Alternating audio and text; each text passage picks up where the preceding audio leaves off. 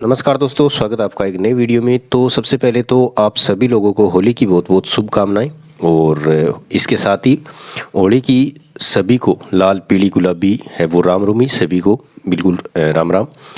तो आज का जो अपना वीडियो है इसमें हम बात करेंगे कि रीट की जो वैकेंसी है, मैंने आपको बोला था कि अगस्त तक है वो हो जाएगी और कोई है वो सूचना नहीं है।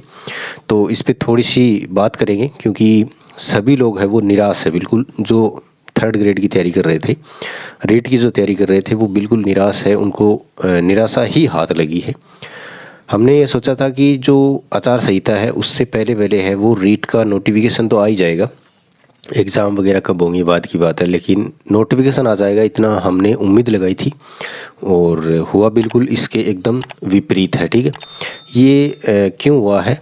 ये इसलिए हुआ है कि जैसे अपन देखेंगे जो सीईटी का एग्ज़ाम है उसकी डेट वगैरह सब कुछ आ गया है और रीट जो है ऐसा बिल्कुल भी नहीं हुआ है राजस्थान में। अभी तक जितनी भी रीट हुई हैं उनके साथ में ग्रेड थर्ड की वैकेंसी ज़रूर हुई है ना।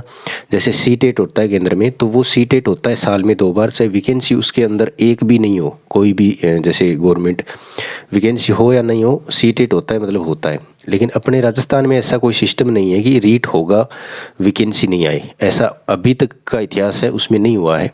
तो ये मान के चलिए कि जब भी रीट होगी उसके साथ में ग्रेड थर्ड की घोषणा ज़रूर होगी और जितना लेट होगा उतनी अच्छी वैकेंसी आएगी एक साथ में, यानी बड़ी पोस्टें हमें देखने को मिलेगी। और ये कब होगा कि जो अभी क्या है कि जैसे जो डीपीसी वगैरह है वो चल रहा है प्रोसेस, और एक बयान भी आया था शिक्षा मंत्री का रीट के ऊपर, एक छोटा सा बयान आया था कि हम रीट के ऊपर भी विचार करेंगे। लेकिन उससे पहले जो 3 साल की डीपीसी है वो पेंडिंग पड़ी है, वो कोर्ट में चली गई थी। तो अब जो डीपीसी हो जाएगी 3 साल की, यानी डायरेक्ट प्रमोशन होंगे, तो बहुत बड़ी संख्या में है वो पोस्टें खाली होगी, हमें दिखते हैं ये। तो आप ये मान के चलिए कि उन्होंने ये बोला था कि जैसे ही एग्ज़ाम हो जाएंगे, जैसे अभी एग्ज़ाम वगैरह चल रहे हैं और उनके बाद में जैसे टीचर है वो फ्री हो जाएंगे, उसके बाद उनका वो काम है वो निपटाएंगे। तो वो होने के बाद में है वो सीटें सीधी सी बात है खाली होंगी और उसके बाद ही वो है वो विचार करेंगे कि अपने पास में इतनी सीटें खाली है और अब इन पे है वो आधी के ऊपर भर्ती करवाएं या आधी से ज़्यादा के ऊपर करवाएं। तो वो बाद की बात है और उसके बाद है वो वैकेंसी आएगी, टाइम लगेगा। कुल मिला के बात यही है। 24 में हम उम्मीद कर रहे थे कि अगर 24 में पात्रता हो जाती है तो 25 में मेन एग्ज़ाम हो जाएगा। अब चुनाव के बाद ही पता चलेगा, यानी पात्रता अगर दिसंबर तक भी अगर करवा देते हैं तो बहुत अच्छी बात है। अगर नहीं करवाते हैं तो फिर ये मान के चलिए कि 2025 भी निकल जाएगा ऐसे ही। क्योंकि ये ऐसा तब होता है साथियों कि अपन क्या है कि तैयारी करते रहते हैं और फिर मतलब डेट वगैरह नहीं होती ना सामने, तो फिर मन भी नहीं करता पढ़ने का। ये कोई कितना ही मोटिवेट कर दे, कुछ भी बोल दे, मन नहीं करता पढ़ने का। कंटिन्यूटी है वो नहीं बनी रहती, टूट जाती है बीच बीच में। ऐसे ख्याल आते हैं कि यार ऐसे कब तक करेंगे, ज़िंदगी है वो ऐसे निकल रही है, इससे अच्छा तो और कुछ कर लेते, पढ़ाई छोड़ दे, ये ख्याल आते हैं, सभी के आते हैं। तो ये चीज़ें हैं साथियों।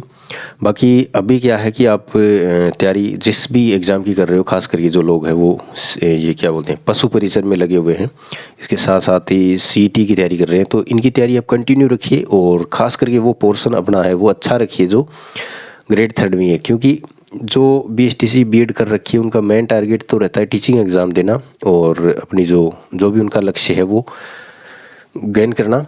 तो अपना क्या है टारगेट मैन यही होना चाहिए। जैसे साइकोलॉजी वगैरह है तो इसको एक बार साइड कर दीजिए आप, और जो कॉमन चीज़ें हैं वो पढ़ते रहिए। जैसे आप पशु परिचर की तैयारी कर रहे हो तो उसमें लगभग आपकी ग्रेड थर्ड की तैयारी हो ही रही है। जैसे साइंस आपको पढ़नी है, गणित पढ़नी है, जीके पूरा पढ़ना ही है, और क्या है, और जो एक उसका अलग पार्ट है वो नहीं है बस अपने ग्रेड थर्ड में। ठीक है, 45 नंबर वाला। तो इस प्रकार से आपको मैनेज करना पड़ेगा और धैर्य है वो बहुत बड़ी चीज़ है। धैर्य तो देखिए करना ही पड़ेगा। गवर्नमेंट जॉब है वो इतनी आसानी से नहीं लगती, बाय लक होता है, या बहुत अच्छी तैयारी करने वालों को या अच्छी गाइडेंस जिनको मिल जाती है उनका बहुत अच्छे से मतलब आसानी से हो जाता है, कम उम्र में हो जाता है। लेकिन भटकाव कब आता है, टाइम कब लगता है कि जब हमें प्रॉपर गाइड नहीं मिल पाती और कंटिन्यूटी हम नहीं रख पाते, इसलिए हमें टाइम लग जाता है गवर्नमेंट जॉब को लेने में। और कंपटीशन वैसे ही बहुत ज़्यादा है। तो ये चीज़ है साथियों। मेरा मकसद ये था कि आप है वो मतलब बिल्कुल ट्रैक ना छोड़ दे पढ़ाई की। ये नहीं है कि जैसे कोई वैकेंसी रीट की आई नहीं है तो हम बिल्कुल ही अलग हो जाएं, है ना। ऐसा आपको बिल्कुल नहीं करना है। भले ही 2-3 घंटे पढ़ो आप, लेकिन अपना जो सिलेबस है ग्रेड 3 का वो आपको है ना वो करते रहना, आपको दोहराव उसका होना चाहिए, आपकी नज़र में वो रहना चाहिए कि हाँ मुझे इसकी तैयारी करनी है, मैं इसकी तैयारी कर रहा हूँ। बिल्कुल आप एकदम पटरी से अपनी गाड़ी उतार दोगे तो आप है वो बहुत मतलब जीरो से फिर आपको स्टार्ट करना पड़ेगा, है ना। ऐसा नहीं है कि आपका सिलेक्शन नहीं होगा, लेकिन फिर जोर आएगा। अगर आप बिल्कुल छोड़ दोगे तो फिर सीधी सी बात है कि आपको जीरो से फिर स्टार्ट करना पड़ेगा। और अगर आप रह गए थे पिछली बार थोड़े बहुत नंबरों से तो वही चीज़ हो सकती है आपके साथ, दोहराव हो जाए उस चीज़ का। तो कहने का मतलब यही है कि आपको चीज़ें हैं वो कंटिन्यू रखनी है। ये ज़रूरी नहीं है कि आप 10-12 घंटे पढ़े, अभी वो टाइम ही नहीं है, क्योंकि 10-12 घंटे है वो हम कैसे पढ़ सकते हैं जब एग्ज़ाम वगैरह भी नहीं है। पढ़ने वाले हालांकि पढ़ते हैं लेकिन पढ़ा नहीं जाता, है ना। जब अपने सामने कोई नोटिफिकेशन पर कुछ सूचना ही नहीं है तो नहीं पढ़ा जाता।